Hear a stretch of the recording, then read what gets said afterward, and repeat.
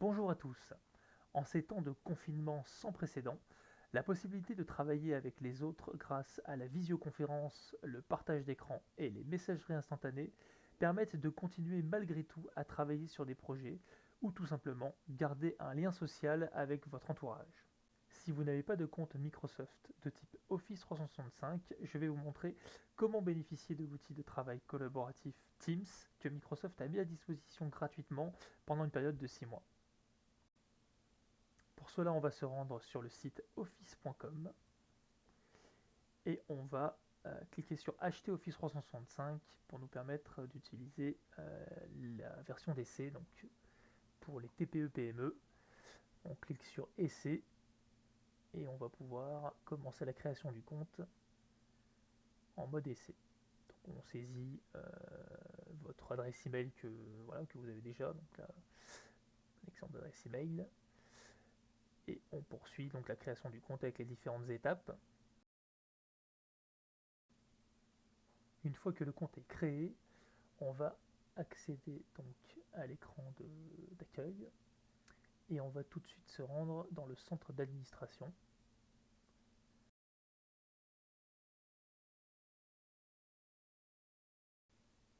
On se rend au menu utilisateur pour voir les utilisateurs actifs. On va voir notre unique utilisateur donc, qui est équipé d'une licence Office 365 Business Premium qui donne accès à tout un tas de choses en version d'essai 1 mois. L'idée ici, ça va être de supprimer cette licence pour la remplacer par une Team Exploratory, qui est donc une licence que Microsoft offre pendant 6 mois. Donc on voit voilà, l'ensemble des applications que l'utilisateur peut avoir accès, mais on va tout de suite se rendre sur le site Teams, donc teams.microsoft.com. On y accède directement et ça va nous permettre d'avoir accès en fait à cette licence Team Exploratory. Je passe pour le moment sur l'interface. On revient sur la console d'administration et on voit donc notre utilisateur. Donc j'en ai créé un second pour vous montrer. Et on retourne dans l'onglet licences et applications. Et maintenant donc, j'ai activé la Microsoft Team Exploratory et j'ai désactivé l'autre qui ne nous servira pas. Et là donc on a accès aussi donc quand même à pas mal de choses, hein, notamment donc à la partie SharePoint Online, qui va aussi nous permettre d'ajouter des documents dans Teams pour collaborer et partager avec d'autres personnes.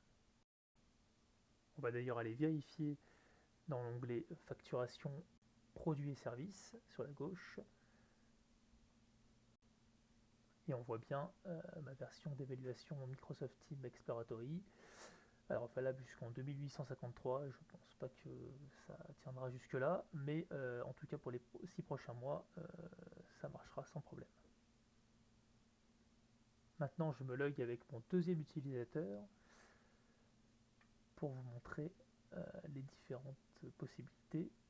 Donc là j'arrive sur l'onglet conversation sur la gauche et je vais donc rechercher mon collègue Martin, qui est aussi créé sur le même compte Microsoft.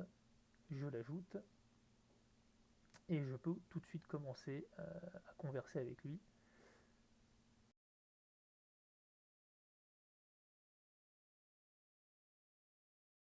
Je lui envoie un petit message et si je repasse sur le compte Martin, j'ai bien donc ma conversation. Je peux y accéder et répondre à mon tour. Ensuite, il faut savoir que la partie SharePoint qui permet d'échanger les fichiers peut mettre un peu de temps à être créée. C'est pour ça qu'ici, on n'a pas accès tout de suite à l'onglet fichiers. Il faut attendre un petit peu, une vingtaine de minutes. Donc en attendant, on va commencer par faire un appel, par exemple visio. Donc là, je suis sur le compte de Sébastien. J'ai accès donc à l'appel vidéo ou l'appel audio uniquement en haut à droite. Et donc je lance un appel visio.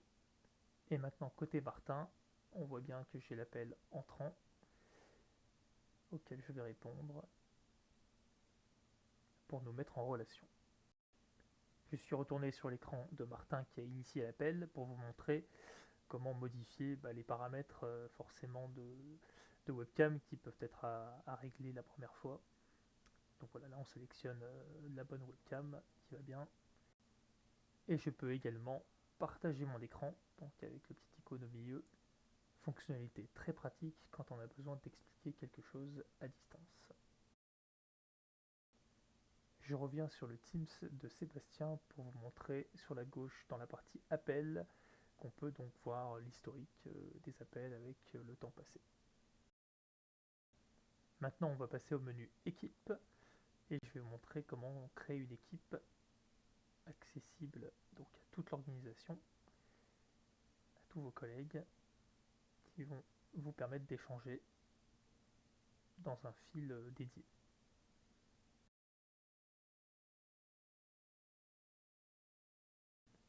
Mon équipe est créée avec un premier canal général qui se crée par défaut. Les trois petits points à droite du canal ou de l'équipe permettent d'accéder aux options. Donc là par exemple on va créer un second canal.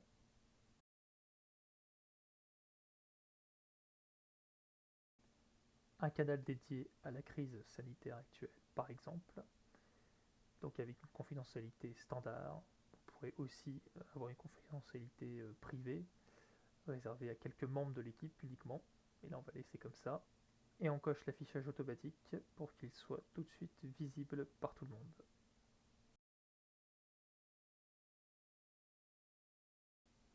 On va donc maintenant pouvoir partager des fichiers avec l'onglet fichiers en haut qui n'était pas disponible tout à l'heure.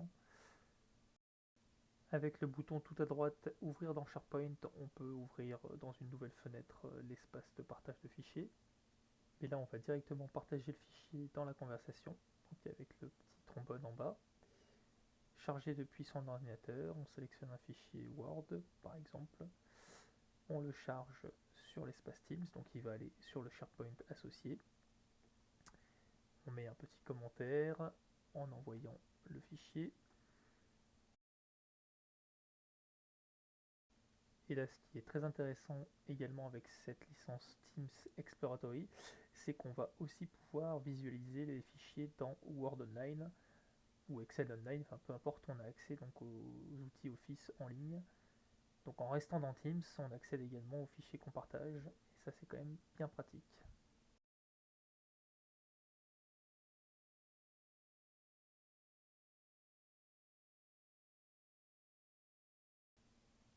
Et en retournant dans l'onglet fichiers, on retrouve bien notre fichier, donc tous les fichiers qui seront publiés se retrouveront ici.